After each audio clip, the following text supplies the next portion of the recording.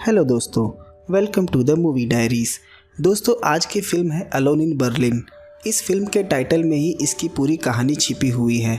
इसमें जंग से जो लोगों के जीवन पर असर होता है उसे स्पष्ट रूप से दिखाया गया है। इस फिल्म का हर एक सीन इतना पावरफुल और इमोशनल है, मैं बयान नहीं कर सकता। तो फिल्म का एक्सप्लेनेशन शुरू करते हैं। साल है 1941। सेकेंड वर्ल्ड वॉर को शुरू हुए एक साल का वक्त बीत गया था। हम एक जर्मन सोल्जर को देखते हैं। वो अकेला जंगलों में भाग रहा है। उसका नाम हैंस है। तभी कुछ फ्रांस के सोल्जर उसे गोली मार देते हैं और उसकी डेथ हो जाती है। उसके बाद हम जर्मनी का बर्लिन शहर देखते हैं। वहाँ हमें पता चलता है कि कल जर्मनी ने फ्रांस पर जीत हासिल कर ली है। उसी बीच हम एक महिला को देखते हैं। उसका नाम ईवा है, जो मिलिट्री पोस्टल सर्विस के लिए काम करती है। वो एक बिल्डिंग में जाती है। वहाँ एक नाजी कैप्टन था। ईवा बताती है कि मिलिट्री से लेटर आया है कि जंग में क्वेंगल का एक लौता बेटा शहीद हो गया है। हम घर में ओटो और एना को देखते हैं। ये वही कपल था जिसकी बात वो पोस्टल महिला ईवा कर रही थी। तभी दरवाजे पर एक दस्तक होती है। ओटो दरवाज़ा खोलता है। ईवा उस लेटर को देती है। ओटो उस लेटर को देखता है और अपनी वाइफ एना को दे देता है। एना कुछ देर तो उस लेटर को देखती रहती है, क्योंकि उस लेटर को खोलकर पढ़ने की उसकी हिम्मत नहीं हो रही थी। किसी तरह वो लेटर को खोलकर पढ़ती है और पूरी तरह से टूट जाती है और रोने लगती है, क्योंकि हैंस उसका इकलौता बेटा था। और वो उस लेटर के टुकड़े टुकड़े कर देती है और कहती है कि सब झूठे हैं, तुम्हारे दिखावे की जंग और ये तुम्हारे लीडर सब झूठे हैं। पर ओटो की आंख से एक आंसू नहीं निकलते। दुख उसे बहुत था, पर वो उसे व्यक्त नहीं कर पा रहा था। ओटो रोज की तरह उस दिन भी अपने काम पर निकल जाता है, जैसे कुछ हुआ ही नहीं। चलते वक्त सीढ़ियों पर उसके कदम रुक जाते हैं, फिर वो चलने लगता है। सड़क पर भी सब पहले जैसा था, पर आज भीतर एक कमी सी महसूस हो रही थी।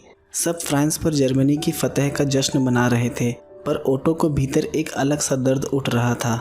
ओटो एक फैक्ट्री में काम करता है, जहाँ जंग में लगने वाले सामान का निर्माण किया जाता था, जैसे कि ताबूत वगैरह। एना एक शॉप में जाती है मिल्क और ब्रेड लेने, पर वो वहाँ खो जाती है। उसे अपने बेटे हैंस की याद आने लगती है। वो इमोशनल हो जाती है। उसे अब भी यकीन नहीं हो रहा था कि उनका बेटा अब उनके बीच नहीं है। तभी वहाँ से वो पोस्टल महिला ईवा गुजर रही थी। वो एना को इस तरह से देखती है तो उसे घर छोड़ने चली जाती है। रात घर में हम देखते हैं एक अजीब सा सन्नाटा पसरा है। ओटो हैंस की जनरल पढ़ रहा है। उसमें हिटलर की एक तस्वीर है एक बच्चे के साथ, पर अब उसे हिटलर को देख न जाने क्यों एक चिढ़ सी आ रही है। शायद हैंस की मौत का जिम्मेदार वो हिटलर को ही मानता है, जिसने पूरी दुनिया को इस जंग के आग में ढकेल दिया। उसमें एक शब्द लिखा था, डेर फ्यूरर, यानी लीडर, जो शब्द वहाँ के लोग हिटलर के लिए इस्तेमाल किया करते थे। वो उसे बदल कर लायर कर देते हैं, एक झूठा इंसान। दूसरे दिन जब ओटो काम के लिए निकलता है तो बिल्डिंग के नीचे उसे एक शख्स कहता है कि हमने फ्रांस पर जीत हासिल कर ली है और हम बहुत जल्दी अमीर होने वाले हैं। दुनिया का सबसे अमीर देश जर्मनी होगा। पर ओटो उसकी बात का कोई जवाब नहीं देता और अपने काम की तरफ निकल जाता है। फैक्ट्री में एक नाजी जनरल आया था। वो बताता है कि हम आने वाले कुछ हफ्ते में इंग्लैंड को भी जीत लेंगे और जंग ख़त्म हो जाएगी, और हिटलर चाहते हैं कि ताबूत का प्रोडक्शन 30 गुना तक बढ़ा दिया जाए। आखिरी में वो कहता है कि क्या किसी को इस बारे में कुछ कहना है। ओटो हाथ ऊपर करता है। वो कहता है कि प्रोडक्टिविटी बढ़ाने के लिए अधिक से अधिक मशीन इंस्टॉल करने की आवश्यकता है, और यहाँ कुछ कामचोर हैं जो काम के बीच राजनीति की बातें करते हैं और टाइम पास करते हैं। सारे वर्कर उसकी तरफ देखने लगते हैं। तभी उसमें से एक शख्स गुस्से में कहता है, क्या तुमने विंटर रिलीफ फंड में एक भी पैसा डोनेट किया था? ओटो कहता है, मैंने जंग में अपने एक लौते बेटे को कुर्बान कर दिया। अब इससे बड़ा डोनेशन क्या हो सकता है? वहाँ सबके सर शर्म से नीचे झुक जाते हैं। एना घर में बैठी होती है। तभी दरवाजे पर दो महिलाएं आती हैं। वो नाजी वुमेन्स लीग का हिस्सा होती है। वो एना को अपने साथ चलने के लिए कहती है। वो उनके साथ जाती है, पर अब उसके मन में नाजीज के लिए एक नफ़रत आ gई है। वो उनकी बातों में अपना योगदान नहीं देती। वो सब एक महिला के घर जाती है। वहाँ वो दोनों महिलाएं कहती हैं कि तुम्हारा हस्बैंड पोलैंड में जंग लड़ रहा है और तुम यहाँ अच्छे वक्त बिता रही हो, तुम्हें शर्म आनी चाहिए। वो महिला एना की तरफ देखती है और बताती है कि मुझे अपने हस्बैंड की बहुत चिंता है, मैं इस बात को बयान नहीं कर सकती। उसे सुन एना इमोशनल होकर बाहर आ जाती है और अपने घर की तरफ निकल जाती है। यहाँ हम फैक्ट्री में देखते हैं मशीन के भीतर आकर एक शख्स की उंगलियां कट जाती है। ओटो उसे कहता है कि मुझे पता है कि तुमने ये जानबूझकर किया है क्योंकि तुम जंग में नहीं जाना चाहते। रात हम देखते हैं रोज़ की तरह आज भी घर में एक अजीब सा सन्नाटा है। दोनों अलग अलग बैठे अपने बेटे हैंस को याद कर रहे हैं। ओटो बुक पेन लेकर डाइनिंग रूम में जाता है और ऐना से कहता है अगर कोई भी आए तो दरवाज़ा मत खोलना, और वो जाकर बैठ जाता है। ऐना के पूछने पर वो बताता है कि मैं लिख रहा हूँ। ऐना एक बार फिर पूछती है किसके लिए। ओटो जवाब देता है पता नहीं। वो बताता है मैं कार्ड्स लिख रहा हूँ जो सबको सच बताएंगे। ऐना उसके पास जाती है। उस कार्ड्स में लिखा था कि हिटलर ने मेरे बेटे को मार दिया, कल वो तुम्हारे बेटे को भी मार देगा। इस कार्ड को एक दूसरे को पास करते रहना। ऐना को कुछ समझ नहीं आता, वो उसे रोकती है, पर ओटो कहता है मुझे लिखने दो, शायद मैं अपने दर्द को इसी तरह से व्यक्त कर सकता हूँ। उसी बिल्डिंग में एक बुज़ुर्ग जीविश महिला भी छिपकर रहती है। हिटलर ने उस वक्त जीविश लोगों पर से सारे लीगल प्रोटेक्शन हटा लिए थे। अगर उन्हें कोई नाजी भी मार देता है तो उन पर कोई कार्यवाही नहीं होगी। पोस्टल महिला ईवा कभी कभी उसके लिए कुछ खाने को ले आती है। रात उसी महिला के घर एक पड़ोस का शख्स घुस जाता है चोरी करने के लिए, क्योंकि वो अकेले ही रहती थी। तभी वहाँ बिल्डिंग में रहने वाला लड़का आ जाता है और बाकी के लोग भी आ जाते हैं। वो शख्स उन्हें देख कहता है कि हम चोरी का सामान बांट लेते हैं। सब मान जाते हैं, पर वो महिला डर से छिपकर ऐना के घर चली जाती है। ऐना उसे कहती है कि तुम जब तक चाहो यहाँ रुक सकती हो। ओटो को ये देख काफ़ी दुख होता है। सुबह वो महिला उठकर अपने घर की तरफ जाती है। तभी एक शख्स उसे अपने घर ले जाता है और उसे वहीं रुकने के लिए कहता है। वो कहता है कि अगर तुम अपने रूम में गई तो वो फिर आ सकते हैं और तुम्हें मार देंगे। पर बिल्डिंग का एक शख्स उसे देख लेता है। ये वही शख्स था जो कल रात चोरी करने घुसा था। हम देखते हैं सुबह ओटो पोस्ट कार्ड जेब में रखता है और जाने लगता है, पर ऐना कहती है कि मैं भी तुम्हारे साथ आ रही हूँ, तुम मुझे नहीं रोक सकते। वो कहता है कि जर्मन ने अगर पकड़ लिया तो वो औरतों को भी फांसी देते हैं और इसमें बहुत खतरा है, तुम नहीं आ सकती। ऐना के कहने पर ओटो मान जाता है। वो कहता है कि तुम सिर्फ बिल्डिंग तक जाओगी और मैं भीतर जाकर कार्ड को रखूँगा। ऐना मान जाती है। ओटो जाकर एक बिल्डिंग के सीढ़ियों पर वो कार्ड रख देता है और वहाँ से निकल जाता है, जो कि एक सरकारी दफ्तर था। एक शख्स उस कार्ड को पढ़ने लगता है। फिर ओटो और ऐना एक आउटसाइड रेस्टोरेंट में चले जाते हैं। उन्होंने हिटलर के विरोध में अपना पहला कदम उठा दिया था। ओटो कहता है अब से हम पूरे बर्लिन में अकेले हैं।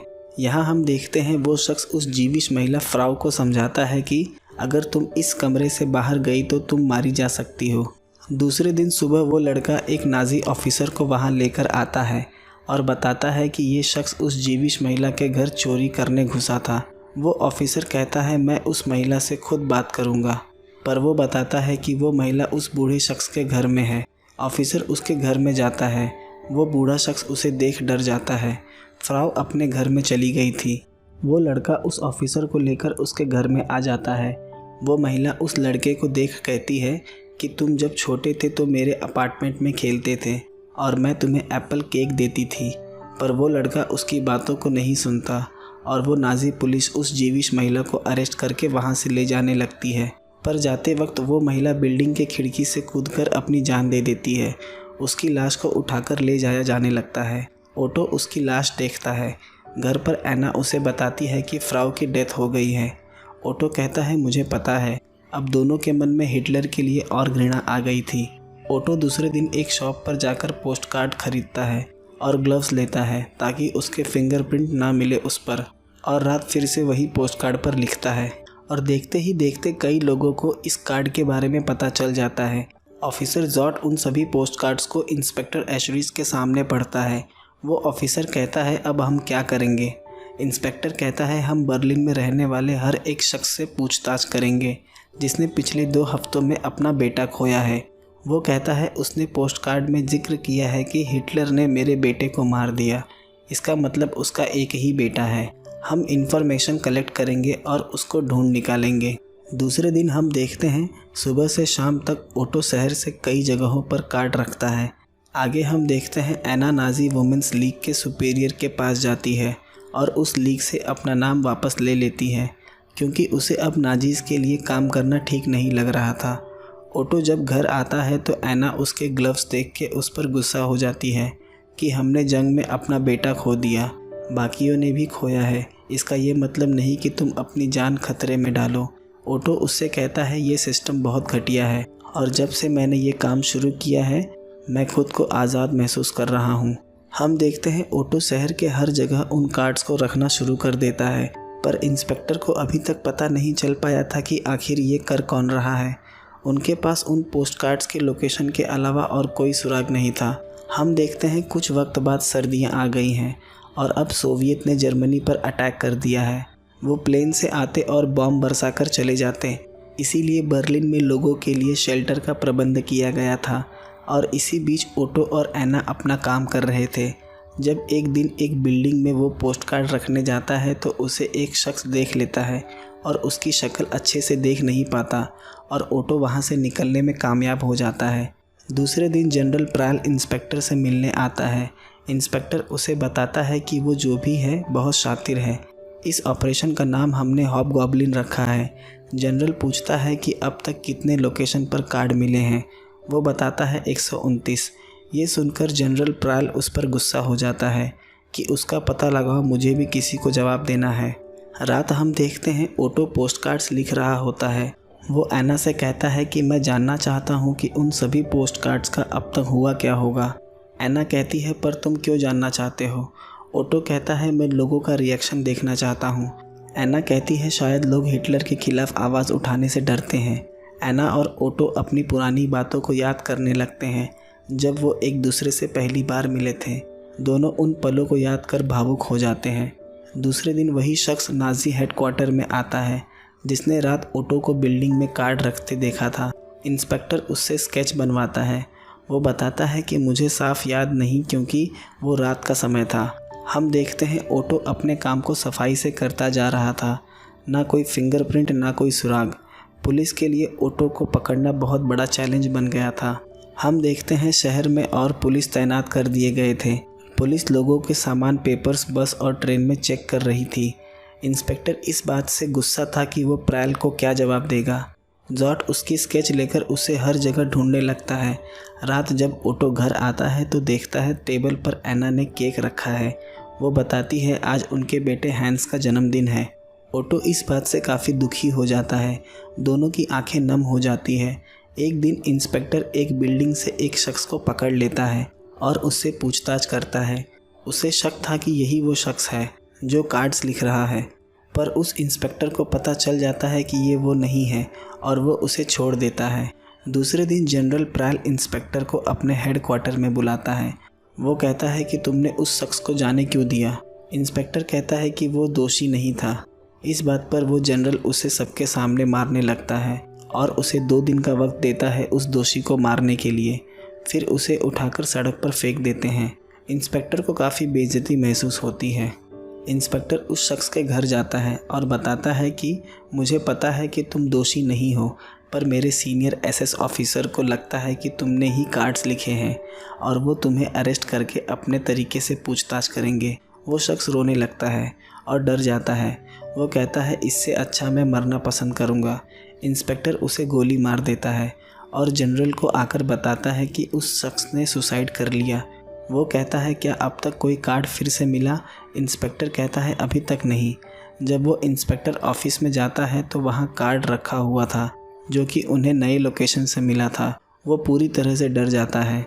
हम देखते हैं ऐसा करते करते 3 सालों का वक्त बीत गया था, 1941 से 1943 तक, पर उस कार्ड से लोगों को कुछ खास फर्क नहीं पड़ रहा था। जर्मनी अब जंग हारता जा रहा था और चारों तरफ बॉम्बिंग हो रही थी। हम देखते हैं ओटो फैक्ट्री की तरफ जा रहा होता है। तभी वो फैक्ट्री में चेक करता है, उसका जेब फटा है और वो देखता है कार्ड्स नीचे गिरा है। उस कार्ड को एक वर्कर उठा लेता है, पर उसे पता नहीं था कि ये किसने लिखा है। ओटो उसके पास आता है और पुलिस को इस बात की जानकारी देने के लिए कहता है। इंस्पेक्टर वहाँ आ जाता है। वो वहाँ आकर सभी वर्कर के एड्रेस चेक करता है क्योंकि उसे अब तक पता चल गया था कि सभी कार्ड्स एक पर्टिकुलर लोकेशन से आकर रखे जा रहे थे और उसे पता चल जाता है कि ओटो ही वो शख्स है जिसने कार्ड्स लिखे हैं। और यहाँ पुलिस आकर ऐना को भी अरेस्ट कर लेती है। इंस्पेक्टर ओटो को ऑफिस में लाकर लोकेशन पिन दिखाता है और बताता है कि ये सब वो लोकेशन है जहां तुमने अब तक 267 कार्ड्स रखे थे। इंस्पेक्टर कहता है कि तुमने ये सोचा भी कैसे कि तुम सब कुछ बदल दोगे। हमने ऐना को भी अरेस्ट कर लिया है। ओटो उससे कहता है ऐना को छोड़ने के लिए, उसके बदले वो अपना कन्फेशन देने के लिए तैयार है। दूसरे दिन इंस्पेक्टर जनरल के यहाँ आता है। वहाँ वो देखता है कि ओटो को घुटने के बल बिठाया गया है और उसके सर पर ऑफिसर्स कांच की बोतल फोड़ रहे हैं। जनरल इंस्पेक्टर को भी एक ग्लास देता है ओटो के सिर पर फोड़ने के लिए। ओटो उसकी तरफ देखता है। इंस्पेक्टर को ओटो के लिए काफ़ी दुख हो रहा था, पर वो जनरल के बार बार कहने पर ग्लास फोड़ देता है। दूसरे दिन ऐना और ओटो को कोर्ट में ट्रायल के लिए लाया जाता है। वहाँ एक दूसरे को देख दोनों की आंखें नम हो जाती हैं। उन दोनों को पता था कि आज उनका आखिरी दिन है, इसके बाद वो कभी नहीं मिलने वाले हैं। ओटो उसे बताता है कि अब कुछ भी नहीं बदल सकता। ऐना कहती है कि अब इससे कोई फ़र्क नहीं पड़ता। वहाँ जज उन दोनों को मौत की सज़ा सुनाता है। हम देखते हैं उसी दिन ऐना से मिलने जेल में उनका पड़ोसी आता है जिसने उस जीविश महिला की मदद की थी। वो ऐना को हिम्मत देता है। जब वो शख्स जाने लगता है तो ऐना उससे कहती है कि ओटो तो यहाँ नहीं है। मैं चाहती हूँ आप मेरे चेहरे पर हाथ रखें ताकि मैं ओटो को आखिरी बार महसूस कर सकूँ। ऐना आंख बंद करती है। वो ऐना के चेहरे पर हाथ रखता है और वहाँ से चला जाता है। उस लम्हे को याद करके ऐना की आंखों से लगातार आंसू गिरने लगते हैं। हम देखते हैं ओटो को एग्जीक्यूशन के लिए ले जाया जा रहा था। इंस्पेक्टर वही था। वो कहता है क्या मैं तुम्हारे लिए कुछ कर सकता हूँ, क्या तुम्हें कुछ चाहिए? ओटो जवाब देता है एक कार्ड और एक पेन चाहिए मुझे। इंस्पेक्टर की नज़र नीचे झुक जाती है। ओटो कहता है तुमने ऐना को भी इसमें शामिल कर दिया। फिर वो ओटो को वहाँ से लेकर चले जाते हैं। इंस्पेक्टर को खुद पर काफ़ी शर्म महसूस होती है और वो इमोशनल हो जाता है और ओटो को यहाँ मार दिया जाता है। रात इंस्पेक्टर आकर उस मैप को देखता है। बस एक वही था जिसने ओटो और ऐना के सारे कार्ड्स पढ़े थे।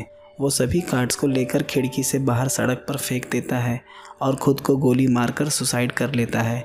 बाहर सभी कार्ड सड़क पर गिर जाते हैं और फिल्म इसी दृश्य के साथ ख़त्म हो जाती है।